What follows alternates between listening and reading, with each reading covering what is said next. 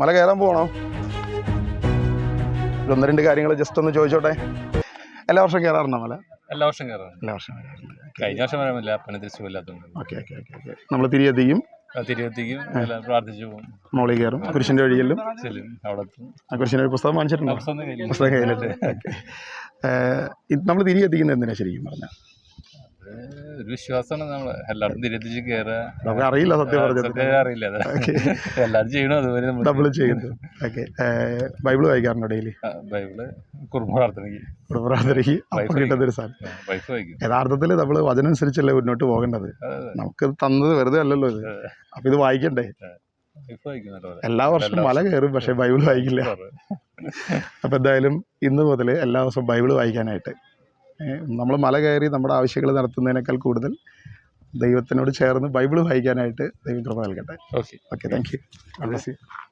Okay, ഈശോമിശിഹായ്ക്ക് സ്തുതിയായിരിക്കട്ടെ. പ്രിയമുള്ളവരെ, യേശുക്രിസ്തുവിൻ്റെ 12 ശിഷ്യന്മാരിൽ ഒരുവനായ തോമാസ് ലീഹ കേരളത്തിൽ വന്നുവെന്നും അദ്ദേഹം ക്രിസ്തീയ വിശ്വാസത്തെക്കുറിച്ച് വ്യക്തമായി ഇവിടുത്തെ ആളുകളെ പഠിപ്പിക്കുകയും തോമാസ് ലീഹയുടെ കാൽപാദങ്ങൾ പതിഞ്ഞ ഒരു സ്ഥലം എന്ന രീതിയിൽ മലയാറ്റൂർ വളരെ പ്രസിദ്ധമാകുകയും പ്രശസ്തമാകുകയും ചെയ്തു. ഈ ഒരു മലയുടെ മുകളിൽ അനേക ആളുകൾ, പ്രത്യേകിച്ച് വലിയ നൊയമ്പിനോട് ചേർന്ന് 50 നൊയമ്പിനോട് ചേർന്ന് ക്രിസ്തീയ വിശ്വാസികൾ മുഴുവൻ വിശ്വാസത്തിൽ മല കയറുകയും തോമാസ് ലീഹയെ മുമ്പിൽ മാധ്യസ്ഥം അപേക്ഷിക്കുകയൊക്കെ ചെയ്തുകൊണ്ട് പ്രാർത്ഥനകളുമായി മുന്നോട്ട് പോകുന്നൊരു സ്ഥലത്താണ് നമ്മളിപ്പോൾ ആയിരിക്കുന്നത്. ഇതാണ് മലയാറ്റൂർ മലയുടെ അതിൻ്റെ അടിവാരത്തിൻ്റെ ആദ്യത്തെ 1ാമത്തെ സ്ഥലത്തേക്ക് കയറുന്ന ഒരു ഏരിയയിലാണ് നമ്മളിപ്പോൾ നിൽക്കുന്നത്.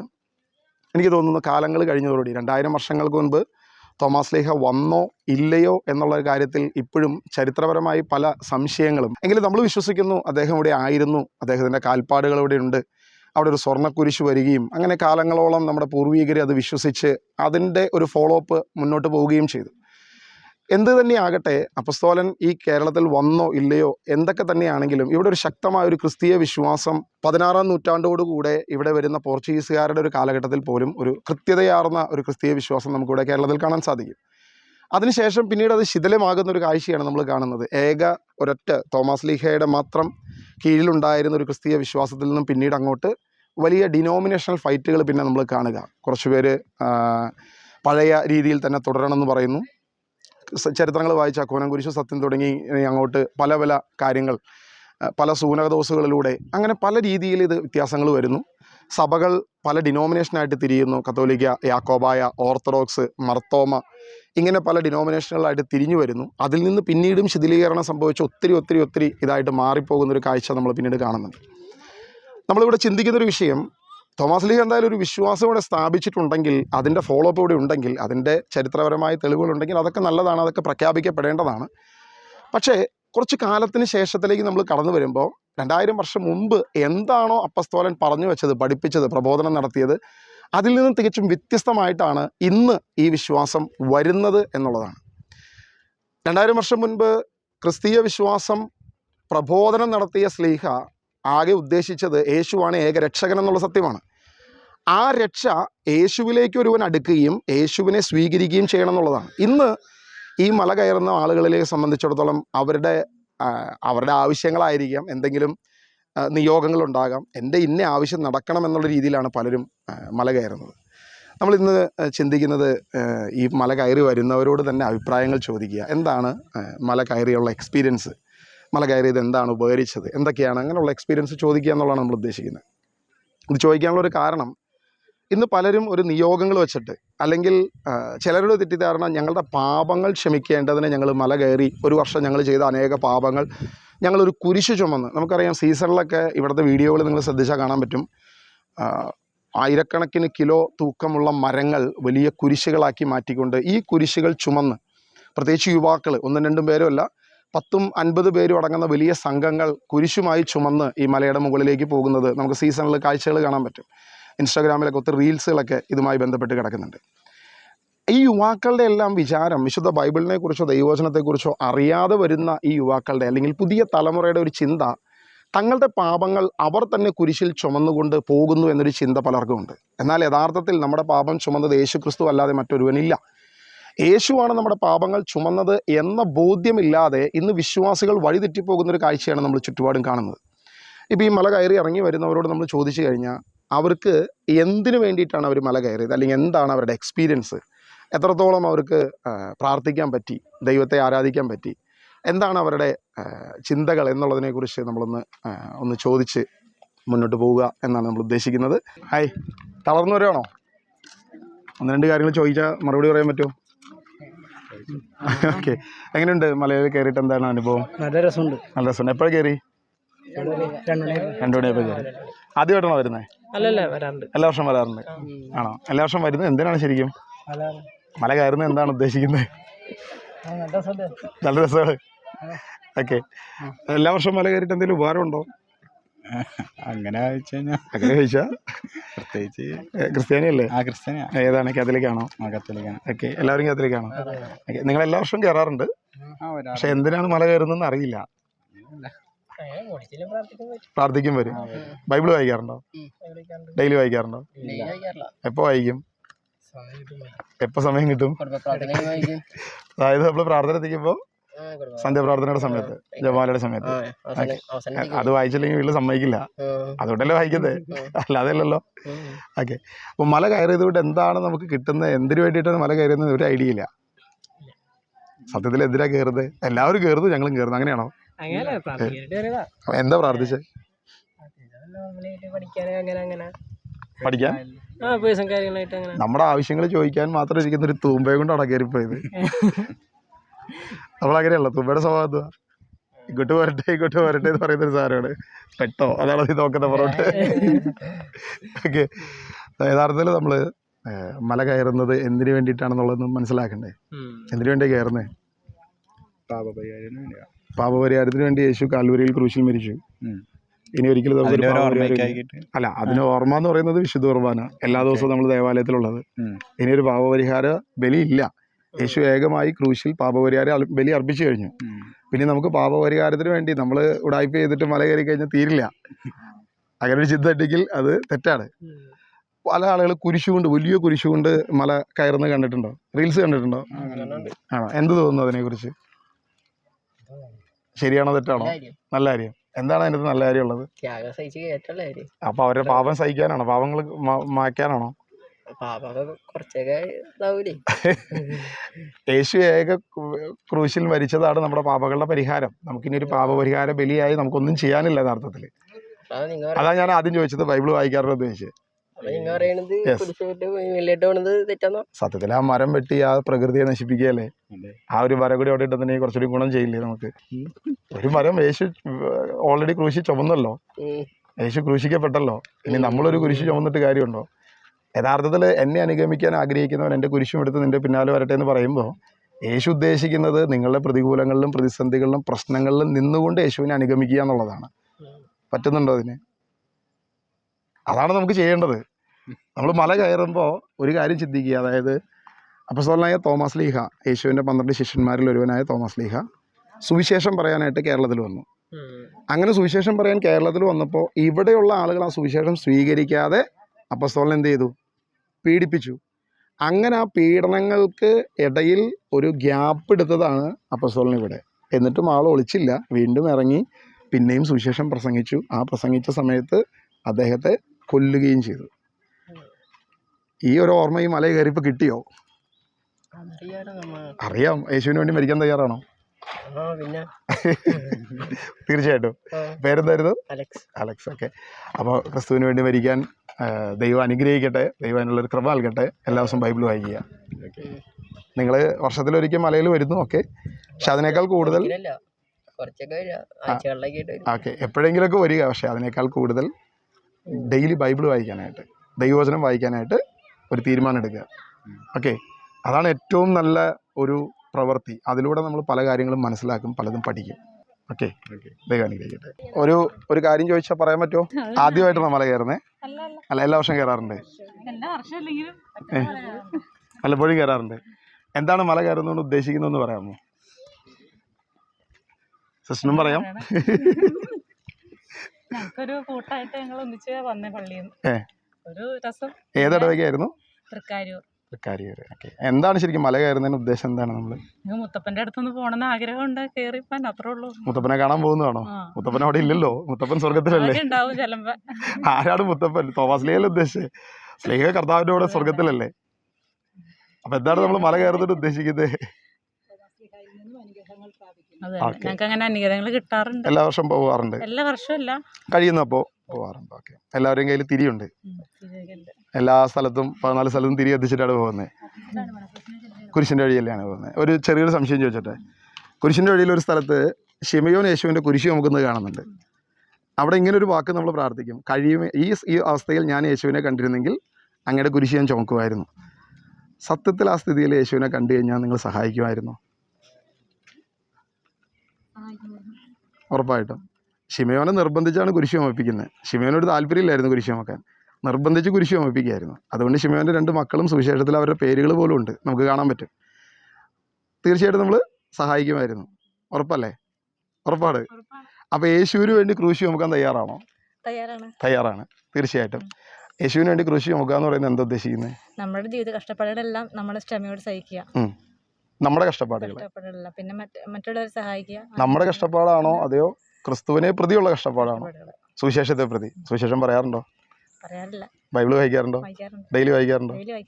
എല്ലാ ദിവസവും വായിക്കണ്ടേ? വായിക്കാതെ എങ്ങനെ സുവിശേഷം പറയാൻ പറ്റും? നമ്മൾ മനസ്സുകൊണ്ട് വെറുതെ പറയുന്നു ഞാനിതൊക്കെ ചെയ്യാൻ തയ്യാറാണെന്ന് പറയുന്നു, പക്ഷെ അതിൽ കൂടുതൽ. ഓക്കെ. അപ്പം ഈ വർഷം മല കയറുന്നത് എല്ലാ ദിവസവും ഞാൻ ബൈബിൾ വായിക്കും എന്നൊരു തീരുമാനത്തിലാകാൻ പറ്റും? ഓക്കെ. അപ്പോൾ ഒരു തീരുമാനം എടുത്തുകൊണ്ട് കയറുക, എല്ലാ ദിവസവും ഞാൻ ബൈബിൾ വായിക്കും. ഓക്കെ. ദൈവം അനുഗ്രഹിക്കട്ടെ എന്തായാലും. Thank you. ഹായ്. എന്താ പേര്? ജുവൽ. റോഷൻ. ഓക്കെ. എപ്പോഴാണ് കയറി മലയിലേക്ക്? വെളുപ്പിന് 7:40. അത് കഴിഞ്ഞ് കുർബാന കണ്ടു. ഞങ്ങളുടെ സ്കിറ്റ് ഉണ്ടായി. ഞങ്ങള് തിയേറ്റർ മിനിസ്റ്റ്. ഓക്കെ. ജീസസ് യൂത്ത് ആണ്. എവിടെ നിന്നായിരുന്നു? ഞങ്ങള് എറണാകുളം ജില്ലയിലുള്ളതാണ്. അപ്പൊ നമ്മുടെ സോണൽ ഗ്യാതറിംഗ് ഉണ്ടായി. എന്തായിരുന്നു സ്കിറ്റിന്റെ തീം? എന്തായിരുന്നു? മാതാവിന്റെ മടിയിൽ കിടക്കുന്ന. ഓക്കെ. നിങ്ങൾ ഈ മല കയറിയപ്പോ ഇപ്പൊ ഈ ഒരു സ്കിറ്റിന് വേണ്ടി മാത്രമാണോ മല കയറിയത്? അല്ല, ഞങ്ങളുടെ ഒരു വിശ്വാസം. എന്താണ് നമ്മൾ മല കയറുന്നതുകൊണ്ട് ഉദ്ദേശിക്കുന്നത്? എന്താണ്? തോമസ് ലീഹ സഞ്ചരിച്ച വഴികൾ കൂടെ, എന്നാൽ ആ സമയത്തിന് ഈശോന്റെ പീഡാനുഭവം, മരണവും ഓർത്ത് ആ കാര്യങ്ങൾ ഓർത്ത് അനുഭവത്തിലൂടെ നമ്മൾ കടന്നു പോകുന്നു. ഓക്കെ.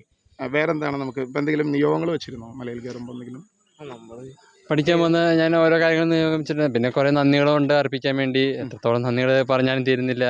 നമ്മൾ ഈ മല കയറിയപ്പോൾ നമുക്ക് ക്രിസ്തീയമല്ലാത്ത എന്തെങ്കിലും കാണുകയോ കേൾക്കുകയോ ചെയ്ത എന്തെങ്കിലും സംഭവങ്ങളുണ്ടോ? ക്രിസ്തീയമല്ലാത്തത് നമ്മളിപ്പോൾ മല കയറുമ്പോൾ ഒരുപാട് പേര് പൊന്നും കുരിശും മല മുത്തപ്പോ പൊന്മല കയറ്റം എന്നൊക്കെ പറഞ്ഞിട്ട് പാടുന്നത്, ഇത് ക്രിസ്തീയമാണോ ആക്ച്വലി? അതെ, അവരുടെ വിശ്വാസപ്രതി അവര്, അതായത് കാലഘട്ടം കൊണ്ട് വന്നു പോയ കുറെ കുറവുകളൊക്കെ ഈ വിശ്വാസത്തിലുണ്ട് എന്ന് എനിക്ക് തോന്നുന്നു. കാരണം യേശുക്രിസ്തു ഏകരക്ഷകൻ നമുക്കറിയാലോ. തോമസ് ലീഹ എന്തിനു വേണ്ടിയിട്ടാണ് ഈ കേരളത്തിൽ വന്നത്? യേശുവിനെ പ്രഘോഷിക്കാനാണ്. അപ്പൊ യേശുവിനെ പ്രഘോഷിക്കാൻ വന്ന തോമസ് ലീഹ ക്രിസ്തുവിനെയാണ് നമ്മൾ കാണിച്ചു തന്നത്. അപ്പൊ ക്രിസ്തുവിന്റെ ആ പീഡാസഹനത്തിന്റെ വഴികൾ ഓർത്ത് നിങ്ങൾ മല കയറി, അത് വലിയ നല്ല കാര്യമാണ്, വളരെ ക്ലിയർ ആയിട്ടുള്ള ഒരു കാര്യമാണ്. പക്ഷേ പലരെയും നമ്മൾ ശ്രദ്ധിച്ചു കഴിഞ്ഞാൽ പലരും മല കയറുന്നത് ഒന്നെങ്കിൽ ഒരു എന്റർടൈൻമെന്റിന് വേണ്ടി കയറുന്ന ആളുകളുണ്ട്, പലരും ഉണ്ട്. അതല്ലെങ്കിൽ ചിലർ കുരിശു കൊണ്ട് കയറുന്നു, ചിലർ തലയിൽ കല്ല് വെച്ച് കയറുന്നു, നേർച്ചകളായിട്ട്. അപ്പൊ നമ്മളൊരു നേർച്ച ദൈവത്തിന് സമർപ്പിക്കേണ്ട ആവശ്യമുണ്ടോ? അത് ഓരോരുത്തരുടെ വിശ്വാസം. അതെങ്ങനെയാണ് ആ വിശ്വാസം നമുക്ക് ഡിസ്ക്രൈബ് ചെയ്യാൻ പറ്റും? നമ്മൾ നോയമ്പ് എന്തിനാണ് എടുക്കുന്നത്? പറയൂ, എന്തിനാണ് എടുക്കുന്നത്? അതൊരു സംശയം. നമ്മുടെ വിശ്വാസം അനുസരിച്ച് നമ്മൾ എടുക്കുന്നു. ഈശോ നോയമ്പ് എടുക്കുമ്പോൾ നമ്മൾ ചിന്തിക്കുന്ന ഒരു വിഷയം എനിക്ക് തോന്നുന്നു, നോയമ്പ് എടുക്കുക എന്ന് ഉദ്ദേശിക്കുന്നത്, ഞാൻ എൻ്റെ ജഡത്തിൽ ഒരുപാട് പാപങ്ങൾ ചെയ്യുന്നുണ്ടാവും. ഒരു വിശ്വാസിയെ സംബന്ധിച്ചിടത്തോളം, ക്രിസ്ത്യാനിയാണെങ്കിൽ അവൻ ജഡത്തിൽ ഒത്തിരി പാപങ്ങൾ ചെയ്തിട്ടുണ്ടാകാം. അപ്പം ഞാൻ എൻ്റെ ജഡത്തെ കീഴ്പ്പെടുത്തണമെങ്കിൽ ജഡത്തിന് കൊടുക്കേണ്ട ആഹാരം നമ്മൾ കൊടുക്കുന്നത് നിർത്തി ഒന്ന് സ്ലോ ചെയ്തിട്ട് ആത്മാവിന് വേണ്ട ആഹാരം, അതായത് ദൈവവചനം. യേശു പറഞ്ഞു ഞാൻ ജീവന്റെ വചനമാണ്. അപ്പോൾ ആത്മാവിന് വേണ്ടത് കൊടുക്കുക. ഇതാണ് യഥാർത്ഥത്തിൽ നൊയമ്പ് അല്ലെങ്കിൽ ഉപവാസം. ഉപവസിക്കുക എന്ന് പറഞ്ഞാൽ ദൈവത്തോട് കൂടെ വസിക്കുക, ഉപവസിക്കുക, ദൈവത്തോട് കൂടെ വസിക്കുക, ഇതൊക്കെയാണ് അതിനകത്ത് ഉദ്ദേശിക്കുന്നത്. പക്ഷെ ഇന്നത്തെ ഈ ഉപവാസവും നൊയമ്പും ഒക്കെ ശരിക്കും പറഞ്ഞൊരു പ്രഹസനമാകുന്നില്ലേ? അത് പ്രഹസനമല്ലല്ലോ, അത് നമ്മൾ കാണിക്കാൻ വേണ്ടിയല്ലോ. ഇപ്പം മിക്കവരും ചിലപ്പം ഇപ്പൊ ഇറച്ചിക്ക് നോയമ്പ് എടുക്കുന്നു. ഞാൻ എൻ്റെ ഒരു അനുഭവം പറയാം. ഞാൻ പണ്ട് ഒരു 10-15 വർഷങ്ങൾക്ക് മുമ്പ് ഞാൻ നോയമ്പെടുക്കുമായിരുന്നു എല്ലാ വർഷവും. പ്രത്യേകിച്ച് 50 ദിവസം നോയമ്പെടുക്കും. 50 ദിവസം നോയമ്പെടുത്തിട്ട് ഞാൻ മദ്യപാനം നിർത്തിയിട്ട് 51ാമത്തെ ദിവസം മുഴുവൻ മദ്യം കുടിക്കും. അപ്പൊ അത് ശരിയാണോ? അത് ശരിയല്ല. അതൊരിക്കലും ക്രിസ്തീയമല്ലല്ലോ. അപ്പം ഇങ്ങനെ ഒരുപാട് പേര്, അതായത് എൻ്റെ ഇടവകയിലുള്ള ആയിരക്കണക്കിന് യുവാക്കൾ ഇതേ തലം തന്നെയാണ്. എൻ്റെ ഇടവകയിലുള്ള യുവാക്കളുടെ ഒരു പ്രത്യേകത, ഈ നൊയമ്പായി കഴിഞ്ഞാൽ 50 ദിവസം മല കയറുന്ന ഒത്തിരി പേരുണ്ട്. 50 ദിവസം കണ്ടിന്യൂസ്ലി മോർണിംഗ് കയറുന്ന ആളുകളുണ്ട്. ഇവരെല്ലാവരും 50 ദിവസം കുടി നിർത്തുന്ന ആളുകളാണ്. 50 ദിവസം മദ്യപാനം നിർത്തിയിട്ട് അവർ ആദ്യം ചെയ്യുന്നത് എന്നാണെന്നറിയോ? അവർ പോയിട്ട് മറ്റേ ഇതൊക്കെ ഒന്ന് ചെക്ക് ചെയ്യും, ഞങ്ങളുടെ ലിവർ ഫംഗ്ഷനൊക്കെ ഓക്കെ ആണത് ചെക്ക് ചെയ്യും. അതിനുശേഷം പിന്നെ 51ാമത്തെ ദിവസം കുടി തുടങ്ങും. അത് ശരിയാണ്. അത് അവരുടെ വിശ്വാസം തെറ്റാണെന്ന് ഞാൻ പറയുന്നത്. കാരണം അപ്പൊ എങ്ങനെ നമുക്ക് വിശ്വാസം അവർക്കൊരു പ്രബോധനം കൊടുക്കാം? എങ്ങനെയാണ് നമുക്ക് അവരൊന്ന് തിരുത്താൻ പറ്റുക? വിശ്വസിക്കുക, കർത്താവിൽ വിശ്വസിക്കുക, അവിടുന്ന് ഉറച്ചു നിൽക്കുക. 50 ദിവസം മാത്രമല്ല, അത് കഴിഞ്ഞ് ഈശോ നമ്മുടെ കൂടെ ഉണ്ട്. Yes. അപ്പോഴേ നമ്മൾ വിശ്വാസത്തോടെ അപ്പൊ നിൽക്കുക. യഥാർത്ഥ രക്ഷ ക്രിസ്തുവാണെന്നുള്ളൊരു ബോധം നമുക്ക് ആർക്ക് കൊടുക്കാൻ പറ്റണം? യുവാക്കൾക്ക്. അല്ലെങ്കിൽ നമ്മളത് കൊടുക്കണം. അതെ. നിങ്ങൾ പിയാത്ത എന്ന് പറയുന്ന ഒരു സ്കിറ്റ് ചെയ്തപ്പോൾ എന്താണ് അതിനകത്ത് ഉദ്ദേശിച്ചത്? എന്തൊക്കെയാണ് അതിനകത്ത് ചെയ്യാൻ പറ്റിയത്? നിങ്ങൾക്ക് എന്തെങ്കിലും മെസ്സേജ് കൊടുക്കാൻ പറ്റിയോ? ഒന്ന്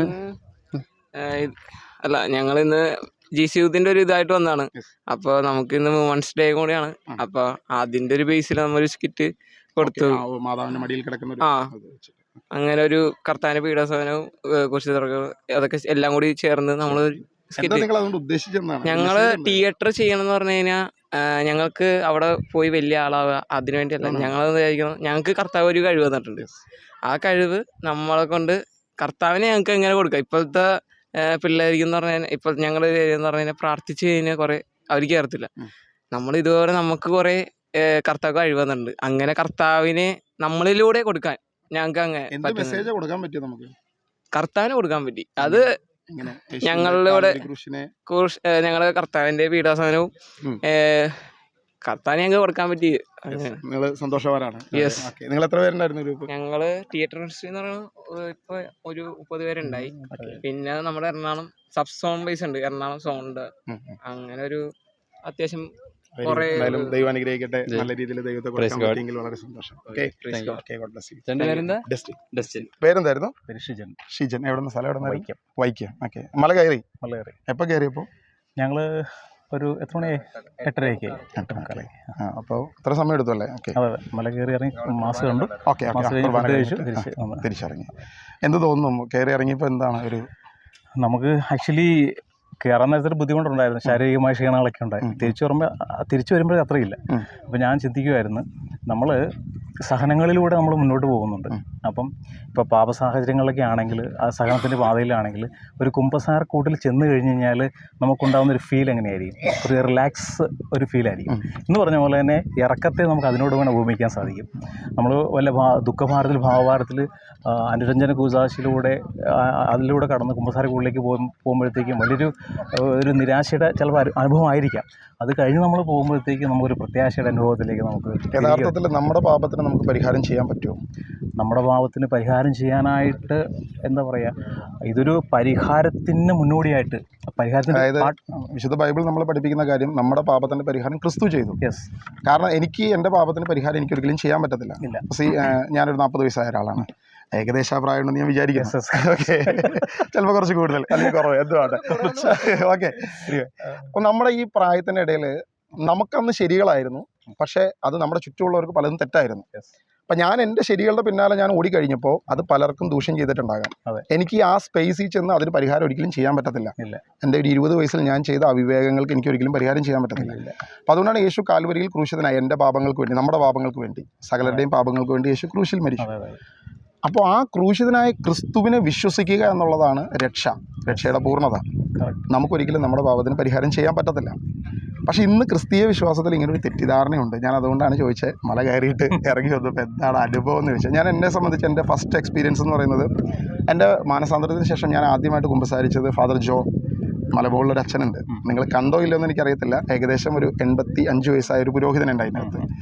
നഗ്നപാദങ്ങളായിട്ട് നടക്കുന്ന ഒരാളാണ്. ഇപ്പോൾ റീസെൻ്റ്ലി ആൾ ചെരുപ്പിട്ട് തുടങ്ങി, കാരണം കാലിന് കുറച്ച് വേദനയൊക്കെ ആയിട്ട്. അച്ഛൻ എന്നെ കുമ്പസാരിപ്പിച്ചത് 1.5-2 മണിക്കൂർ എടുത്തിട്ടാണ്.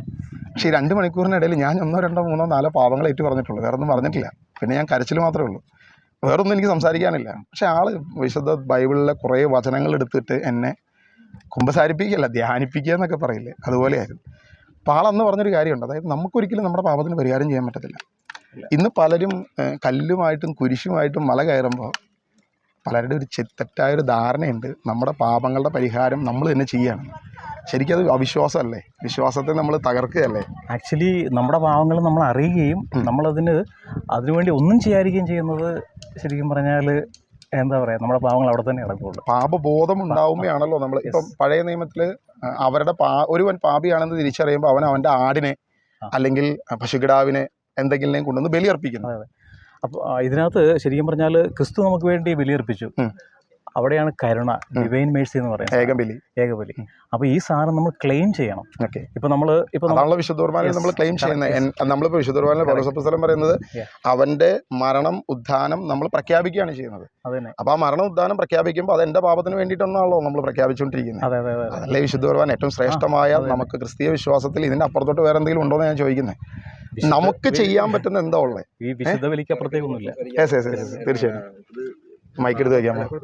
പരിഹാര ബലി നമ്മൾ പാപത്തിന് പരിഹാരം ചെയ്യാൻ വേണ്ടി വരുന്നത് എന്നുള്ളതല്ല, നമ്മളിപ്പോൾ ത്യാഗം എടുക്കുന്നു. ഇപ്പോൾ വചനത്തിൽ തന്നെ പണ്ട് ഈശോയോട് ശിഷ്യന്മാരെ പറ്റി ഈശോയോട് ചോദിച്ചിട്ടുണ്ട്, ഇവർ ഉപവസിക്കുന്നില്ലല്ലോ, ഇത് ചെയ്യുന്നില്ലല്ലോ. അപ്പോൾ ഈശോ പറയുന്നുണ്ട് ഇപ്പോൾ അവർക്ക് എൻ്റെ ആവശ്യമില്ല, പക്ഷെ ഇവർ ഉപവസിക്കും. മണവാളൻ കൂടെ ഉള്ളപ്പോൾ ഉപവസിക്കേണ്ട ആവശ്യമില്ല, പക്ഷെ മണവാളൻ മാറുമ്പോൾ ഉപവസിക്കും. അപ്പോൾ നമ്മൾ ഇപ്പോൾ പുതിയ നിയമത്തിലൂടെ വരുവാണെങ്കിലും ഇവർ ഉപവസിച്ച കാര്യങ്ങളും എന്താ പറയുക, ഇവരെന്താ പറയുക ത്യാഗത്തോടെ പോണ കാര്യങ്ങളും പിന്നെ വരുന്ന ഓരോ ഇപ്പോൾ നമുക്ക് ജസ്റ്റ് ഒരു ക്വസ്റ്റ്യൻ അതിൻ്റെ ഇടയിൽ ചോദിച്ചോട്ടെ, മണവാളൻ കൂടെ ഇല്ലേ? മണവാളൻ കൂടെ ഞാൻ ചോദിക്കുന്നതേ അവർ ഉപവസിച്ചിട്ടില്ലെന്ന് പറയാൻ പറ്റും. കാരണം യേശു പരിശുദ്ധാത്മാവിനെ നമുക്ക് നൽകി, സഹായകനായ പരിശുദ്ധാത്മാവിനെ നമുക്ക് നൽകി. ഉപവസിക്കണം, ഞാൻ ഉപവാസത്തിനെതിരല്ല, ഉപവസിക്കണം. പക്ഷേ ഉപവസിക്കുന്ന യഥാർത്ഥത്തിൽ നമ്മുടെ ശരീരത്തെ കീഴ്പ്പെടുത്തി ആത്മാവിനെ ബലപ്പെടുത്തുക എന്നുള്ളതാണല്ലോ. കൂടെ വസിക്കുക, ദൈവത്തോട് കൂടെ വസിക്കുക വന്നിരിക്കുന്നത് അതിന് വേണ്ടിയാണ്. നമുക്ക് കയറുന്നോണ്ടിരിക്കുന്ന നമ്മുടെ പാപം മോചിക്കപ്പെടും നമ്മൾ വിശ്വസിക്കുന്നില്ല. അങ്ങനെ ഒരു തെറ്റിദ്ധാരണയുണ്ട്, അതുകൊണ്ടാണ് ഞാനത് ചോദിച്ചത്. അതായത് ഇപ്പം താഴ്ന്ന ആളുകൾ മെഴുകുതിരി വാങ്ങുന്നുണ്ടല്ലോ, അവരുദ്ദേശിക്കുന്നത് എൻ്റെ മെഴുകുതിരി എൻ്റെ പാപങ്ങൾ ഒരുക്കുന്നത് പോലെ മെഴുകുതിരി ഒരുക്കിത്തീരുന്നു എന്നുള്ളൊരു ചിന്തയുണ്ട്. ഇതൊന്നാമത്തെ കാര്യം. കല്ലുകൾ കൊണ്ടുവരുന്നു, അത് എന്തെങ്കിലും ഒരു സഹനം എടുത്തു കഴിഞ്ഞാൽ എൻ്റെ പാപം തീരും. കുരിശു ചുമക്കുന്നു, ഈ സഹനം എടുക്കുമ്പോൾ എൻ്റെ പാപം തീരും. ഇങ്ങനൊരു ചിന്ത പൊതുവെ യുവാക്കൾക്കുണ്ട്, അല്ലെങ്കിൽ പുതിയ തലമുറയ്ക്കുണ്ട്. പല ആസ്പെക്റ്റിലായിരിക്കും ചിലപ്പോൾ തെറ്റുണ്ടാവും, നമ്മൾ പറഞ്ഞാൽ തിരുത്തുക എന്നുള്ളതാണ്. അപ്പോൾ ഞാൻ കയറിയപ്പോൾ ഞാൻ ചിന്തിക്കുന്ന ഒരു കാര്യം എൻ്റെ മനസ്സിൽ കൂടി പോയ കാര്യം വെച്ചിട്ടുണ്ടെങ്കിൽ ഈ നമ്മൾ ഓരോ കുരിശിനോട് ചെല്ലുമ്പോഴും എന്താ പറയുക, ഈശോ നമ്മൾ ഇത്രയാണെങ്കിൽ നമ്മൾ അണച്ചു, ഒന്നാം സ്ഥലത്താൻ വേണ്ടി അണച്ചു. ഞാൻ ഓർക്കണേ ഈ മടുത്തലിരിക്കണം എന്ന് ഓർക്കുമ്പോൾ ഞാൻ ചിന്തിക്കുന്നത് ആളാ സമയത്ത് കിടന്ന് കഷ്ടപ്പെട്ടല്ലോ, ആൾ അനുഭവിച്ചല്ലോ. അപ്പോൾ അതിൻ്റെ ജസ്റ്റ് ഒരു അനുസ്മരണം എന്ന് വെച്ചാൽ നമ്മൾ കുരിശിൻ്റെ വഴി പ്രാർത്ഥന ചെല്ലുമ്പോൾ നമ്മളൊരു പ്രാർത്ഥന ചെല്ലുമല്ലോ. അതായത് എനിക്ക് തോന്നുന്നു 9-ാം സ്ഥലത്താണെന്ന് എൻ്റെ ഓർമ്മ, എനിക്ക് കൃത്യമായിട്ട് ഓർമ്മയില്ല. ശിമയോൻ യേശുവിൻ്റെ കുരിശ് ചുമക്കുന്നു. അപ്പോൾ അതിൻ്റെ അവസാനം നമ്മളിങ്ങനെ ചൊല്ലുന്നത്, നമ്മൾ ആബേലച്ചൻ എഴുതിയ പ്രാർത്ഥനയിൽ നമ്മളിങ്ങനെ ചൊല്ലുന്നത്, ഈ സ്ഥിതിയിൽ ഞാൻ അങ്ങേ കണ്ടിരുന്നെങ്കിൽ തീർച്ചയായും ഞാൻ അങ്ങേ സഹായിക്കുമായിരുന്നു. ചൊല്ലിയിട്ടുണ്ടെങ്കിൽ അത് ഓർമ്മയുണ്ടോ? ഈ സ്ഥിതിയിൽ ഞാൻ അങ്ങേ കണ്ടിരുന്നെങ്കിൽ. സത്യത്തിൽ അന്ന് ശിമയോൻ പോലും പടയാളികൾ നിർബന്ധിച്ചാണ് കുരിശ് ചുമപ്പിക്കുന്നത്. നമ്മൾ ഈ സ്ഥിതിയിൽ യേശുവിനെ കണ്ടു കഴിഞ്ഞാൽ സഹായിക്കുമോ? നിങ്ങളിപ്പോൾ മല കയറി തിരിച്ചു വരികയാണ്, താഴെ യേശുവിനെ ക്രൂശിക്കാനായിട്ട് പടയാളികൾ കൊണ്ടു കിടക്കുക. യേശുവിൻ്റെ ക്രൂശി നമ്മൾ ചുമക്കാൻ തയ്യാറാണ്. സാധാരണ മനുഷ്യരെന്നുള്ള പറയാൻ നമ്മൾ സഹായിക്കുമെന്ന് പറയാം, പക്ഷേ യഥാർത്ഥമായിട്ട് ചിന്തിച്ചാൽ ചിലപ്പോൾ എന്താ പറയുക, നമ്മളും ചിലപ്പോൾ അന്ന് നേരത്തെ യഹൂദന്മാരെ പോലെ പേടിച്ച് നിന്നാനെ, ഓടി നിന്നാനെ, മാറി നിന്നാനെ. അപ്പോൾ ആ പറയുന്നതിൽ വല്ല അർത്ഥമുണ്ടോ? ഞാൻ പറയുന്നത് നമ്മുടെ സഹനം എന്ന് പറയുന്നത് ശരിക്കും ക്രിസ്തുവിനെ പ്രതിയുള്ളതല്ലേ? ഇപ്പം എനിക്ക് ഒരു രോഗം വരുന്നു, അത് എൻ്റെ കയ്യിലിരിപ്പിൻ്റെ പ്രശ്നമാണ്. നമ്മളിപ്പോൾ 2018 പ്രളയം വന്നു, അല്ലെങ്കിൽ കൊറോണ വന്നു. ഈ കാലഘട്ടത്തിൽ ഇങ്ങനെ പല കാര്യങ്ങളും നമ്മുടെ ജീവിതത്തിലൂടെ കടന്നുപോയി. ശരിക്കും പറഞ്ഞ് ഇതൊക്കെ ഒരു പരിധി വരെ മനുഷ്യൻ്റെ പ്രകൃതിയോടുള്ള അവൻ്റെ പെരുമാറ്റത്തിന് തിരിച്ചു വരുന്നതാണ്. പിന്നെ കുറേ ദൈവം അറിഞ്ഞിട്ടുള്ള സംഭവിക്കുന്നുണ്ട്, ഇല്ലെന്നല്ല, അത് ദൈവിക പദ്ധതി പ്രകാരമുണ്ട്, ഇല്ലെന്നല്ല. പക്ഷെ ഞാൻ പറയും, ഇപ്പോൾ പ്രളയം, ഇപ്പോൾ ഈ മലയാറ്റൂർ നിങ്ങളെ കടന്നു വരുന്ന പാലമുണ്ട്, ആ പാലത്തിൻ്റെ മുകളിലോട് മുഴുവൻ വേസ്റ്റ് ആയിരുന്നു. ഈ വേസ്റ്റ് മുഴുവൻ അടിച്ചത് ശരിക്കും പറഞ്ഞാൽ ഈ നമ്മൾ തന്നെ വീക്കിയ വേസ്റ്റുകളാണ്. അത് അടിഞ്ഞു കൂടി കഴിഞ്ഞപ്പോൾ വെള്ളം കുറച്ചും കൂടി ഉയർത്തി പൊന്തി പോയി എന്നുള്ളതാണ്. ഒരുപാട് ജനങ്ങളെ കഷ്ടപ്പെടുത്തി. ഒരു പരിധി വരെ നമ്മൾ തോടുകൾ മാറ്റി കഴിഞ്ഞപ്പോൾ ഈ തോടുകളില്ലാതെ വന്നപ്പോൾ പ്രളയം ശക്തമായിട്ട് വന്നു. അപ്പം മനുഷ്യൻ്റെ പ്രവർത്തനത്തിൻ്റെ അനന്തരഫലമായിട്ടാണ് പലപ്പോഴും പ്രകൃതി നമുക്കെതിരെ വരുന്നത്. മനസ്സിലായോ? ഇതുപോലെ തന്നെയല്ലേ യഥാർത്ഥത്തിൽ നമ്മളെ വിശ്വാസത്തിൽ പലപ്പോഴും ഇങ്ങനെയുള്ള തെറ്റുകൾ, സഹനങ്ങൾ എന്ന് നമ്മൾ പറയുന്നത്. നമ്മുടെ കയ്യിലിരിപ്പിൻ്റെ കൂടെ കൂടെ നമുക്ക് കിട്ടുന്ന സാധനത്തിന് നമുക്ക് സഹനം എന്ന് പറയാൻ പറ്റുമോ? പിന്നെ എനിക്കൊരു രോഗം വരുന്നു, ഒരു 18 വയസ്സുള്ളവൻ ബൈക്ക് അശ്രദ്ധമായി ഓടിച്ച് ആക്സിഡൻറ്റ് സംഭവിച്ചു, അവൻ്റെ കൈയും കാലും ഒടിഞ്ഞു, അല്ലെങ്കിൽ തളർന്നു പോയി. ഇത് സഹനമാണോ? ഞാൻ ചോദിക്കുന്നത് ക്രിസ്തീയ സഹനം എന്ന് പറയുന്നത് ക്രിസ്തുവിനെ പ്രതിയാണ്. ഞാൻ ക്ലിയർ ആകുന്നുണ്ട്, പക്ഷെ ഞാൻ ചോദിക്കുന്നതാണ് നമ്മൾ ഏത് ആംഗിളിൽ വേണം മല കയറുന്നത് തെറ്റാണോ? ഇല്ല, ഞാൻ മല കയറാറുള്ളതാണ്. എനിക്ക് തോന്നുന്നു ഈ ദിവസങ്ങളിൽ ഞങ്ങൾ പല ദിവസവും ഇവിടെ വന്നിരുന്ന് പ്രാർത്ഥിച്ചാൽ ഈ ഒരു ഏരിയ ഞങ്ങളുടെ പ്രയർ സോണാണ്. ശരിക്കും പറഞ്ഞത്, ഒരു മല കയറുകയാണെങ്കിൽ ഒരാൾ എൻ്റെ പാപത്തിന് വേണ്ടിയിട്ടല്ല ഒരിക്കലും മല കയറുന്നത്. ഒന്ന്, ക്രിസ്തു നമ്മുടെ പാപങ്ങൾക്ക് വേണ്ടി പരിഹാരം ചെയ്തു തരും. ഇനി നമുക്കൊരു പരിഹാരം ചെയ്യാനില്ല. നമുക്ക് ആകെയുള്ളത് അവൻ്റെ ബലിയോട് ചേരാനുള്ള വിശുദ്ധ കുർബാന മാത്രമേ ഉള്ളൂ. ഇത് ഒന്നാമത്തെ കാര്യം. 2, മല കയറുമ്പോൾ നമുക്കെന്തെങ്കിലും ചെയ്യാനുണ്ടായിട്ട് കയറുന്നതല്ല, പകരം അവിടെ ആകെ തോമസ് ലീഹ വിശുദ്ധനായ ആ അപ്പസ്തോലൻ നമുക്ക് തന്നൊരു മാതൃകയുണ്ട്. ക്രിസ്തുവിന് വേണ്ടി മരിച്ചു, ഒന്നിനെയും ഭയപ്പെടാതെ നിന്നു. ഇത് നമുക്ക് പറ്റുമോ? കർത്താവിന് വേണ്ടി സംസാരിച്ചാൽ ഇപ്പം ഞാൻ ഈ പറയുന്ന കാര്യം, ടു ബി ഫ്രാങ്ക്, ഞാനൊരു പുരോഹിതനാണ് പറയണമെന്നെങ്കിൽ ഇറങ്ങി പോടാന്ന് പറയും. റൈറ്റ്. സ്വന്തം ഇടവകയിലെ പറയണമെങ്കിൽ നമ്മൾ ഒറ്റപ്പെടും. നമ്മൾ ക്രിസ്തുവിന് വേണ്ടി സംസാരിക്കാൻ തയ്യാറാണോ? അതാണ് ഞാൻ ചോദിക്കുന്നത്. നമുക്ക് പറ്റുമോ? പറ്റണം. നമ്മുടെ വെച്ചാൽ പ്രൈമറി എയിം എന്ന് പറഞ്ഞാൽ ശരി, പ്രൈമറി ഡ്യൂട്ടി എന്ന് പറഞ്ഞാൽ അതാണ് ഇവാഞ്ചലൈസേഷൻ. ശരിക്കും ഇതൊക്കെ ഒരു പണത്തിന്റെ കൊഴുപ്പുകളായി മാറിയില്ലേ? പണത്തിന്റെ കൊഴുപ്പുകളാക്കി നമ്മൾ മാറ്റുന്നതാണ്. കാരണം കർത്താവ് ആഗ്രഹിക്കുന്നത് അങ്ങനെയല്ല. ഇപ്പോൾ നൊയമ്പ് കഴിഞ്ഞ് അടുത്ത ആഴ്ച, പിറ്റത്തെ ആഴ്ച ഇവിടുന്ന് പൊൻപണം ഇറക്കുന്ന ഒരു പരിപാടി ഉണ്ട്. കേട്ടിട്ടുണ്ടോ? ഒരാടിന്റെ പുറത്ത് വെച്ചിട്ട് അതുപോലെ ലക്ഷക്കണക്കിന് ആളുകൾ നേർച്ചയായിട്ടാണ് ഈ പൊൻപണം ഇറക്കുന്നത്. പൊൻപണം എന്നാ പറയുന്നതിന്റെ നമ്മുടെ അധ്വാനത്തിന്റെ തുക. Okay, what ever it is, നമുക്ക് നല്ലതിന് വേണമെങ്കിൽ അത് ഉപയോഗിക്കുകയാണെങ്കിൽ ഓക്കെ. പക്ഷെ യഥാർത്ഥത്തിൽ സുവിശേഷത്തിന് വേണ്ടി ചെയ്യേണ്ട കാര്യങ്ങൾ ഇങ്ങനെ നമ്മളുടെ വിശ്വാസത്തെ ശരിക്കും പറഞ്ഞാൽ എവിടെയൊക്കെ തെറ്റിദ്ധരിപ്പിച്ചു. നമ്മുടെ മുൻപുള്ള അല്ലെങ്കിൽ നമ്മുടെ കൂടെയുള്ള ഈ നേതാക്കന്മാർ നമ്മളെ തെറ്റിദ്ധരിപ്പിച്ചിട്ടുണ്ടോ എന്നുള്ളതാണ് എൻ്റെ ഒരു ഡൗട്ട്. പണം നമ്മുടെ ദശാംശം നമുക്കൊരു പരിധി ആവശ്യമാണ്. അതിനപ്പുറത്തേക്ക് ചിലപ്പോൾ ഇപ്പം എന്തായാലും ദൈനംദിന പ്രവർത്തനങ്ങൾക്ക് നമുക്ക് എന്തായാലും ദശാംശം വേണം. തീർച്ചയായും. പക്ഷെ ഞാൻ അപ്പോഴും ഒരു ക്വസ്റ്റ്യൻ ചോദിക്കട്ടെ, കാത്തലിക് ആണോ? ഓക്കെ, നമ്മൾ വിശുദ്ധ കുർബാന സ്വീകരിക്കുന്നുണ്ടല്ലോ, യേശുക്രിസ്തുവിന്റെ ശരീരവും രക്തവും നമ്മൾ സ്വീകരിക്കുന്നു. നിങ്ങളുടെ ദേവാലയത്തിൽ ശരീരം മാത്രമാണോ തരുന്നത്, അതോ ശരീരവും രക്തമാണ് തരുന്നത്? ശരീരം മാത്രമായിരുന്നു. അത് രക്തം തരാത്തത് ചോദിച്ചിട്ടുണ്ടോ? രക്തം തരേണ്ട ഒരു ഉത്തരവാദിത്തം അജപാലന ദൗത്യം നിർവഹിക്കുന്ന പുരോഹിതനുണ്ട്. ചോദിച്ചിട്ടുണ്ട്. എന്താണ് മറുപടി ഇട്ടിരിക്കുന്നത്? എവിടെയും കൊടുക്കാറില്ല. എനിക്ക് മറുപടി കിട്ടിയത് പ്രായോഗിക ബുദ്ധിമുട്ടും സാമ്പത്തിക പ്രതിസന്ധിയാണെന്ന് എന്നോട് പറഞ്ഞിരിക്കുന്നത്. സാമ്പത്തിക ഒരിക്കലും പറയാൻ പറ്റില്ല. ഒരു വർഷം ഇവിടെ വീഴുന്ന പണം ഈ കേരളത്തിലെ മുഴുവൻ ആളുകൾക്കും യേശു ഏറ്റവും പ്രധാനമായി പറഞ്ഞ കാര്യമുള്ളത്, അതിൽ പോലും നമ്മൾ വീഴ്ച വരുത്തുന്നു. അല്ലെ, കത്തോലിക്ക സഭ മാത്രമാണ് യേശുവിന്റെ ശരീരവും രക്തമാണെന്ന് വിശ്വസിക്കുന്നുള്ളൂ, വേറൊരു സഭയൊന്നും വിശ്വസിക്കുന്നില്ല എന്നുള്ളതാണ്. അപ്പൊ നമ്മൾ പല കാര്യത്തിലും നമ്മൾ ബാക്കല്ലേ എന്നുള്ളൊരു ചോദ്യമാണ് എൻ്റെ. ഉണ്ട്. രക്തത്തിൻ്റെ കാര്യം പറയുമ്പോഴത്തേക്ക് വിലാവ് കുത്തി തുറക്കുമ്പോഴത്തേക്ക് അതിൻ്റെ കൂടെ ഒഴുകുന്ന വൈറ്റ് റൈസ് ശരിയും ഡിവൈൻ മിഷൻ, അത് കരുണയുടെ സാധനമാണ്. വെള്ളവും രക്തവും. നമ്മൾ വിശുദ്ധ കുർബാനയിൽ രണ്ടും കൂടി മിക്സ് ചെയ്യുന്നുണ്ട്. അതെ. ഇവിടെ അത് മാത്രം കിട്ടുന്നില്ല, ശരീരം മാത്രമേ ഉള്ളൂ. പറയുന്നത് വെച്ചാൽ ശരീരത്തിൽ ബ്ലഡ് ഉണ്ടെന്ന് പറയാം. ഈ മീറ്റ് ശരിക്കും അറിയില്ലായിരുന്നു.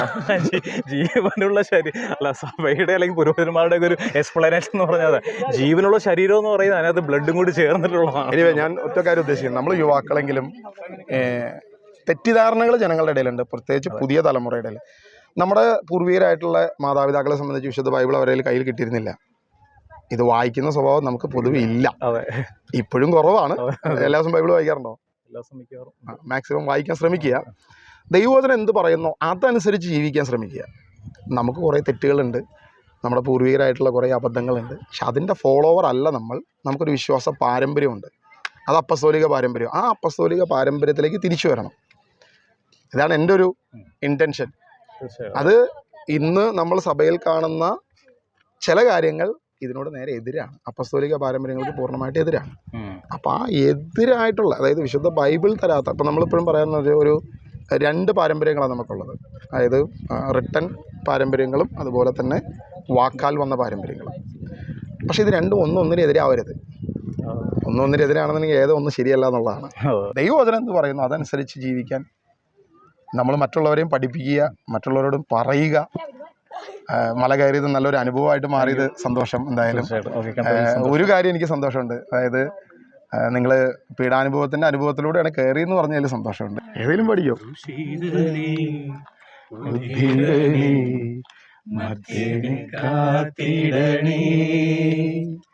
കൃഷിതനേ ബുദ്ധിതനേ മർത്യനെ കാത്തിടണേ, എന്നെ പൊതിഞ്ഞു പേടിക്കണമേ, തിന്മ കാണാതെ കാക്കണമേ, എന്നെ പൊതിഞ്ഞു പിടിക്കണമേ, തിന്മ കാണാതെ കാക്കണമേ. ഈശോ നിന്നത്തിനുള്ളിൽ, ഈശോ നിന്നെ ലംഘിക്കുള്ളിൽ, ഈശോ നിന്നത്തിനുള്ളിൽ, ഈശോ നിന്നെ ലംഘിക്കുള്ളിൽ, ഈശോയെ നിൻ രൂപം കാണുമ്പോഴെങ്ങും ശോഭിതമാകും. ഈശോയെ നീ എന്നിൽ വാഴുമ്പോഴെന്നുള്ളം സ്വർഗമായി തീരും. Thank you. Praise lord. ദൈവം അനുഗ്രഹിക്കട്ടെ. എന്ത് തോന്നുന്നു മലയിൽ കയറിയിട്ട്? എപ്പോൾ കയറി നിങ്ങൾ? രാവിലെ കയറിയെന്നു അല്ലേ? വിശുദ്ധ കുർബാന കഴിഞ്ഞ് അവിടെ ഒരു സ്കിറ്റൊക്കെ കഴിഞ്ഞിട്ടാണ് വരുന്നത്. ജീസസ് യൂത്ത് അല്ലേ? ഓക്കെ. എങ്ങനെയുണ്ടായിരുന്നു അനുഭവം? ഞാൻ ആദ്യമായിട്ട് മല കയറി. ആദ്യമായിട്ടാണ് കയറുന്നത്? First time? ഓക്കെ. നല്ലൊരു അനുഭവമായിരുന്നു. എന്തിനു വേണ്ടിയാണ് മല കയറിയത് യഥാർത്ഥത്തിൽ? നിങ്ങൾ ഈ സ്കിറ്റിന് വേണ്ടി മാത്രം കയറിയതാണോ അത് വേറെ എന്തെങ്കിലും ഉദ്ദേശിച്ചത്? കയറിയത് എന്താണ്? മല കയറുന്നതിന്റെ ഉദ്ദേശം എന്താണ്? ഒരു സഹനം, ത്യാഗം, ഒരു നമ്മുടെ ത്യാഗം എടുത്ത്, നിയോഗങ്ങളൊക്കെ വെച്ച്. അതായത് ഒരു നോമ്പുകാലമൊക്കെ അല്ലേ, ഇപ്പം എൻ്റെ ഭാഗത്തുനിന്ന് ചെറിയൊരു ത്യാഗം എടുത്തിട്ട് കുറച്ച് കാര്യങ്ങളൊക്കെ മാറ്റി വെച്ച് ഞാനൊരു എന്നാ ഒരു കുറച്ച് വിശുദ്ധിയിൽ പോകുന്നു, അത്രേ ഉള്ളൂ. ഈ മലയിനേക്കാളും കുറച്ചുകൂടി ദീർഘമായ ദൂരമുള്ളൊരു മലയാണ് ശബരിമല. അങ്ങനെയാണെങ്കിൽ ത്യാഗം എടുക്കാൻ ശബരിമല പോകത്തുന്നുണ്ടോ? അങ്ങനെ ചോദിച്ചു Well, that കഴിഞ്ഞാൽ is Hindus, right? Yeah. So this is Christian. So Yeah. we can honor. ഒരു ധ്യാനാത്മകമായ യാത്ര എന്നുള്ളതാണ് നമ്മൾ എന്താണ് ധ്യാനിച്ചത്? കർത്താവിന്റെ പീഡാനുഭവം ആണല്ലോ. തീർച്ചയായിട്ടും ധ്യാനിച്ചോ? ഓരോ സ്റ്റേഷൻസ് എത്തുമ്പോൾ നമ്മൾ അത് ധ്യാനിക്കുന്നു. പിന്നെ കാൽവരിയുടെ ഒരു യാത്രയുടെ ഒരു പ്രതീകമായിട്ട് നമ്മൾ ഈ യഥാർത്ഥത്തിൽ നമ്മൾക്ക് ഒരു പരിഹാര പ്രവൃത്തി ഇല്ല അല്ലേ? നമ്മുടെ പരിഹാരം ക്രിസ്തു ക്രൂശിൽ. It's already done. നമുക്കിനി ഒന്നും ചെയ്യാനില്ല. അപ്പം നമുക്ക് ചെയ്യാനുള്ളത് എന്താണ് യഥാർത്ഥത്തിൽ? ക്രിസ്തുവിന്റെ രക്ഷയെ സ്വീകരിക്കുക. എന്തിനാണ് ക്രിസ്ത്യാനി വിളിക്കപ്പെട്ടത്? സ്വർഗത്തിൽ പോയത്. No no. നിത്യജീവിതം. അപ്പസ്തോലന്മാരെ വിളിച്ചതെന്തിനാ? ദൈവരാജ്യം. തോമസ് ലിയാനെ വിളിച്ചതെന്തിനാ? സുവിശേഷം പ്രസംഗിക്കാറുണ്ടോ? സുവിശേഷം പ്രസംഗിക്കാന്ന് പറയുന്നത് നിങ്ങളിപ്പോൾ മൈക്ക് വെച്ച് പ്രസംഗിക്കണം നിർബന്ധമൊന്നുമില്ല. നിങ്ങളുടെ മുമ്പിൽ ആര് വരുന്നോ ആ സ്പിരിറ്റ്, ആ വ്യക്തിക്ക് ഒരു ആത്മാവുണ്ട്. എവറി പേഴ്സൺ, എല്ലാവർക്കും ഒരു ആത്മാവുണ്ട്. അവരോട് നമുക്ക് ക്രിസ്തുവിനെ പറയാൻ പറ്റുന്നുണ്ടോ? കഴിയുന്നുണ്ടോ? ചെറിയ ചെറിയ രീതിയിൽ രീതിയിൽ എല്ലാ ദിവസവും ബൈബിൾ വായിക്കാറുണ്ടോ? വചനം വായിക്കാറുണ്ട്. ഒരു വചനമൊക്കെ എടുത്ത് എവരിഡേ ഒരു വചനം, മറ്റേ ആപ്പിൻ്റെ അതിനകത്ത് വരുന്നൊരു വചനം വായിക്കും. അല്ലെങ്കിൽ മറ്റേ ഇതുണ്ടെന്നുണ്ടെങ്കിൽ മറ്റേ വചനത്തിന്റെ പെട്ടി ഉണ്ടെങ്കിൽ അതിൽ നിന്ന് ഒരിടത്ത് വായിക്കും. വായിക്കാറുണ്ട്. വീട്ടിൽ ചെല്ലുമ്പോൾ വായിക്കും. അതുകൊണ്ട് സുവിശേഷം പ്രസംഗിക്കാൻ പറ്റത്തില്ല. സുവിശേഷം പ്രസംഗിക്കണമെങ്കിൽ ആദ്യം ഒരു പ്രാവശ്യമെങ്കിലും ബൈബിൾ മുഴുവൻ വായിച്ചു തീർത്തിട്ടുണ്ടോ? നോ. ഓക്കെ. ജീസസ് യൂത്ത് ആണല്ലോ. ഒരു തീരുമാനം എടുക്കാൻ പറ്റുമോ? നെക്സ്റ്റ് ഇയർ ഇവിടെ തിരിച്ചു വരുമ്പോൾ വരികയാണെങ്കിൽ മേ ബി വന്നോ വന്നില്ലേ, ഓക്കെ, ഒരു വർഷത്തിനുള്ളിൽ ഈ വചനം ബൈബിൾ മുഴുവൻ വായിച്ച് തീർക്കുമെന്നൊരു തീരുമാനം എടുക്കാൻ പറ്റുമോ? ഏറ്റവും കുറഞ്ഞത് നമ്മൾ അത്രയെങ്കിലും ചെയ്യണം. അല്ലാതെ നമ്മൾ മല കയറിയിട്ട് ഒരു ഗുണമില്ല. കാരണം യേശു നമുക്ക് വേണ്ടി എല്ലാം ചെയ്തു വച്ചിരിക്കുന്നു. അവനിൽ വിശ്വസിക്കുക മാത്രം ചെയ്യുക. നമ്മളിവിടുന്ന് നടന്ന് കയറിയത് കൊണ്ടോ കുറേ തിരി കത്തിച്ചത് കൊണ്ടോ കുറേ മുത്തപ്പന് ജയ് വിളിച്ചത് കൊണ്ടോ ഇതൊന്നും സ്വർഗം ആഗ്രഹിക്കുന്നില്ല. ഇതൊന്നും ദൈവത്തിന് വലിയ താല്പര്യമൊന്നുമില്ല. ദൈവം ആഗ്രഹിക്കുന്നത് നിങ്ങളിതൊക്കെ ചെയ്യുമ്പോൾ ക്രിസ്തുവിലേക്ക് അടുക്കുക. ദൈവത്തിലേക്ക് അടുക്കണമെങ്കിൽ ഏറ്റവും കുറഞ്ഞത് വചനം വായിക്കണ്ടേ? അപ്പം അത് നമ്മൾ ചെയ്യുക എന്നുള്ളതാണ്. അപ്പം നമ്മൾ പാടിയ പാട്ട് ക്രൂശിതനെ ബുദ്ധിതനെ മർത്തിനെ കാത്തിരണേ. നമ്മൾ രക്ഷപ്പെടണമെങ്കിൽ ദൈവവചനം അറിയാതെ ഒരിക്കലും നമ്മൾ രക്ഷപ്പെടത്തില്ല. അപ്പം അങ്ങനെ ഒരു തീരുമാനം എടുക്കുക. ഓക്കെ. ദൈവം അനുഗ്രഹിക്കട്ടെ. Thank you. എങ്ങനെയുണ്ട് എല്ലാ വർഷം വന്നിട്ടുള്ള അനുഭവങ്ങൾ, അനുഗ്രഹങ്ങൾ? നമ്മൾ സ്ഥിരമായിട്ട് നല്ല കൊല്ലം വന്ന് പോയിക്കൊണ്ടിരിക്കുന്ന എന്താണ് നമ്മൾ മലയിൽ കയറുന്നതിന് ഉദ്ദേശിക്കുന്നത്? എന്താണ്? നമ്മുടെ പാരമ്പര്യമായിട്ട് ഫാദറൊക്കെ ആയിട്ടുള്ളതാണ്. ആ സമയത്ത് പാരമ്പര്യമായിട്ട് ഞങ്ങൾ വന്നുകൊണ്ടിരിക്കുന്നതാണ്. ഓക്കെ. പാരമ്പര്യമായിട്ട് ചെയ്യുന്നതുകൊണ്ടാണോ നമ്മൾ ചെയ്യുന്നത്? അല്ലയോ എന്താണ് അതിന്? എന്താണ് ആ വിശ്വാസത്തിന്റെ ബേസ്? അപ്പം നമ്മളിപ്പോൾ ഒരു കാര്യം ചെയ്യുന്നതിന് എന്തെങ്കിലും ഒരു ലക്ഷ്യം ഉണ്ടാവുമല്ലോ. നമ്മൾ ഉദ്ദേശിച്ച കാര്യം നടക്കും. ഉദ്ദിഷ്ട കാര്യം സാധ്യത. അതിനുവേണ്ടിയാണ് മല കയറുന്നത്. എന്താണ്? ബൈബിൾ വായിക്കാറുണ്ടോ? ഡെയിലി വായിക്കാറില്ല. മലയിൽ പോകുന്നു. എന്തിനു വേണ്ടിയാണ് മലയിൽ പോകുന്നത്? നിന്റെ ആഗ്രഹം നടക്കാൻ ഡെയിലി പ്രാർത്ഥിക്കണോ? അതെയോ നിന്റെ ആഗ്രഹം തോന്നുമ്പോൾ മാത്രം ദൈവസന്നിധിയിൽ വന്നു കഴിഞ്ഞാൽ ആഗ്രഹം നടക്കുമോ? അപ്പോൾ നമ്മൾ കാര്യം കാണാനാണോ ദൈവത്തിൻ്റെ അടുത്ത് വരണേ? അല്ല. അപ്പോൾ ഡെയിലി ബൈബിൾ വായിക്കണ്ടേ? ഓക്കെ. എല്ലാ ദിവസവും ബൈബിൾ വായിക്കുമോ? ഇല്ല. ഇന്നൊരു തീരുമാനം എടുക്കാൻ പറ്റുമോ ഡെയിലി ബൈബിൾ വായിക്കുന്നു? വെറുതെ പറയരുത്, കാര്യം കാണാൻ പറയരുത്. ഓക്കെ. നമ്മൾ മലയിൽ കയറുമ്പോൾ പപ്പ പറഞ്ഞ പോലെ തന്നെ കാര്യം നടക്കാനാണ്. നമ്മൾ ചോദിച്ചാൽ കാര്യം നടത്തും. അങ്ങനെ കാര്യം നടത്തി തരണമെങ്കിൽ നമ്മൾ ദൈവത്തിൻ്റെ കൂടെ ആയിരിക്കണ്ടേ? ദൈവത്തോട് ചേർന്നിരിക്കണ്ടേ? ഏറ്റവും കുറഞ്ഞത് ദൈവവചനെങ്കിലും വായിക്കണ്ടേ? അപ്പം ഇന്നൊരു തീരുമാനം എടുക്കുക. എല്ലാ ദിവസവും ബൈബിൾ വായിക്കുന്നു. തീരുമാനം എടുക്കാൻ പറ്റുമോ? എനിക്ക് വേണ്ടി പറയരുത്. ഓക്കെ. അപ്പോൾ ഈ മല കയറുന്നത് അങ്ങനെ നല്ലൊരു തീരുമാനത്തിനാകട്ടെ. അപ്പോൾ മല കയറുന്നത് നമ്മളുടെ യാതൊരു ആവശ്യത്തിനും അല്ല യഥാർത്ഥത്തിൽ മല കയറുമ്പോൾ നമ്മൾ ചിന്തിക്കേണ്ട കാര്യത്തിലുള്ളൂ. തോമസ് ലീഹ, യേശുക്രിസ്തുവിൻ്റെ അപ്പസ്തോലന് ഒരു താല്പര്യമില്ല ഇവിടെ വരാൻ, നമ്മളെപ്പോലെ തന്നെ. പക്ഷെ അപ്പസ്തോലിൻ്റെ മേലൊരു ഉത്തരവാദിത്തം, ക്രിസ്തു ഏകരക്ഷകൻ, ദൈവം. ഈ ബോധ്യം അപ്പസ്തോലിന് കിട്ടിയപ്പോൾ കിലോമീറ്ററുകളോളം താണ്ടി അപ്പസ്തോലിനെ ഇവിടെ നിന്ന് സുവിശേഷം പ്രസംഗിച്ചു. അതുകൊണ്ടാണ് നമ്മളിപ്പോൾ അപ്പസ്തോലിൻ്റെ പേരിൽ ഈ മലയെങ്കിലും അറിയപ്പെടുന്നത്. ഈ മല കയറുമ്പോൾ നമുക്കൊരു ബോധ്യം ഉണ്ടാകണം, സുവിശേഷ പ്രഘോഷണം, ക്രിസ്തുവിന് വേണ്ടി ദൈവവചനം പറയുക. ഓക്കെ, അതിനുവേണ്ടി ദൈവം അനുഗ്രഹിക്കട്ടെ. എങ്ങനെയുണ്ടായിരുന്നു മലയാറ്റൂർ പോയിട്ട് മുകളിൽ കയറിയിട്ടുള്ള അനുഭവം? നല്ല അനുഭവം. എന്താണ് നമ്മൾ മല കയറിയത് കൊണ്ട് എന്താണ് നമ്മൾ ഉദ്ദേശിക്കുന്നത് യഥാർത്ഥത്തിൽ? നമ്മുടെ ഒരു കുറച്ചും കൂടി ഈശോയുടെ അടുത്ത് നവീകരണം ഉണ്ടാവാൻ, നമുക്ക് ഇത് നോമ്പാല സീസണിൽ ഈശോയോട് കുറച്ചും കൂടി അടുക്കാനായിട്ട് നമ്മുടെ ഒരു ത്യാഗം നിറഞ്ഞ ഒരു യാത്ര സഹായിക്കും. അപ്പോൾ നമ്മൾ മൊത്തത്തിൽ എല്ലാ പരിപാടിയും ഇവിടെ ചെയ്യണം. കുർബാന അടക്കം മുകളിൽ രാവിലെ കയറി കുർബാന, നമ്മുടെ അവിടെ തന്നെ ഭക്ഷണം കഞ്ഞിയൊക്കെ വെക്കും. അപ്പോൾ അതെല്ലാം ഒരുമിച്ചുകൊണ്ട് അതിനൊക്കെ തിയേറ്റർ പ്രോഗ്രാം അവിടെ നടത്തി എല്ലാം ഈശോയുടെ കുറച്ചും കൂടി അടുക്കാൻ, യൂത്തിനെ കുറച്ചും കൂടി ഈശോയെ അടുപ്പിക്കാൻ വേണ്ടിയിട്ട് നമ്മളിത് ചെയ്യുന്നു. യൂത്തിന് എന്താണ് നമ്മൾ മെസ്സേജ് കൊടുത്തത്? ക്രിസ്തുവിലേക്ക് കൂടുതൽ അടുക്കാൻ എന്ത് മെസ്സേജാണ് നമുക്ക് അവർക്ക് കൊടുക്കാൻ പറ്റിയത്? ഈ ഒരു നമ്മളൊരു ചെയ്ത ഒരു സ്കിറ്റ് എന്ന് വെച്ചാൽ പിയാത്ത അവിടെ സ്കിറ്റ് ചെയ്ത നമ്മൾ ആ സ്കിറ്റിലൂടെ ഈശോ, അതിൻ്റെ ആശയം എന്തായിരുന്നു ആക്ച്വലി? ഈശോയുടെ കുരിശോട് എങ്ങനെ ചേർന്ന് നിൽക്കാം, അതാണ് നമ്മൾ അവരോട് പറഞ്ഞത്. നമുക്ക് എങ്ങനെയാണ് ഈശോയുടെ കുരിശിനോട് എങ്ങനെ ചേർന്ന് നിൽക്കാൻ പറ്റാം? എൻ്റെ ജീവിതം ഈശോയുടെ കുരിശിനോട് ചേർക്കാനായിട്ട് എങ്ങനെ സാധിക്കും, എന്തൊക്കെ നമുക്ക് ചെയ്യാൻ സഹായിക്കുന്നു അതൊക്കെ ചെയ്യുക.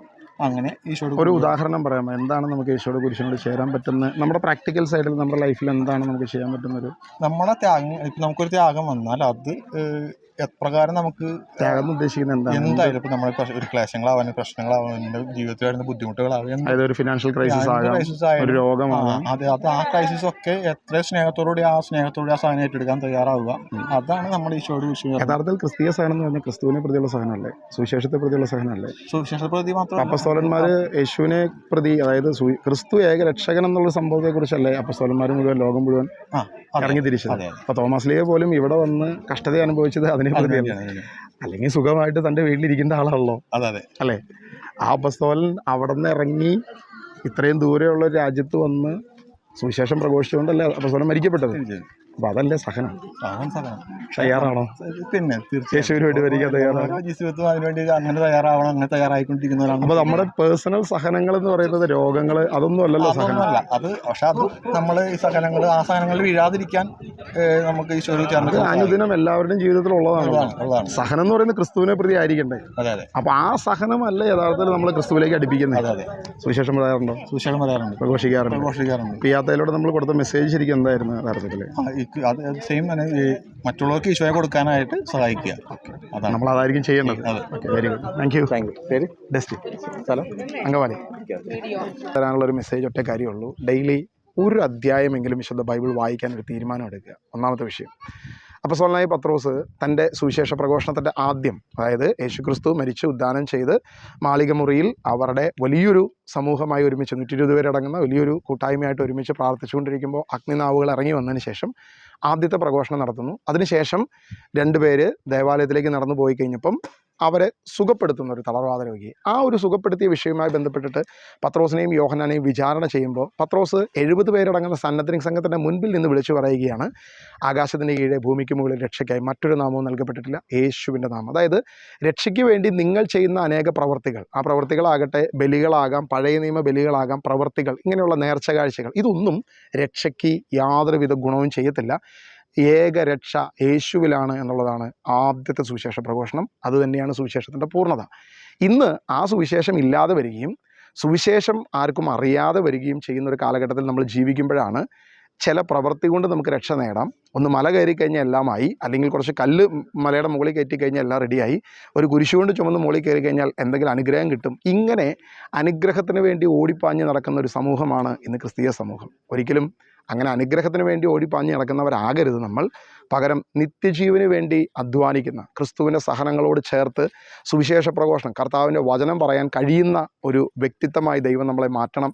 അങ്ങനെ ഒരു വിശ്വാസത്തിലേക്ക് നമ്മൾ എന്ന് വരും എന്ന് നമുക്കറിയത്തില്ല. നമ്മളിപ്പോഴും ചെയ്തുകൊണ്ടിരിക്കുന്നത് നമ്മുടെ പൂർവികരായിട്ടുള്ള മാതാപിതാക്കൾ എന്ത് ചെയ്യുന്നു, അത് ശരിയാണോ തെറ്റാണോ, അത് ക്രിസ്തീയമാണോ ദൈവവചന അടിസ്ഥാനമാണോ, ഇതൊന്നും നമുക്ക് ബാധകമല്ല. ഇത് തന്നെ തുടർന്നുകൊണ്ടിരിക്കുക, ഇത് തന്നെ തുടർന്നുകൊണ്ട് പോകും. ഇതൊരിക്കലും പെട്ടെന്ന് മാറുമെന്ന് നമ്മൾ വിചാരിക്കുന്നില്ല. പക്ഷേ മാറാനുള്ളൊരു ചിന്ത ഇനിയെങ്കിലും ഈ സമൂഹത്തിനുണ്ടാകട്ടെ എന്നാഗ്രഹിക്കുന്നു, ആശംസിക്കുന്നു, പ്രാർത്ഥിക്കുന്നു.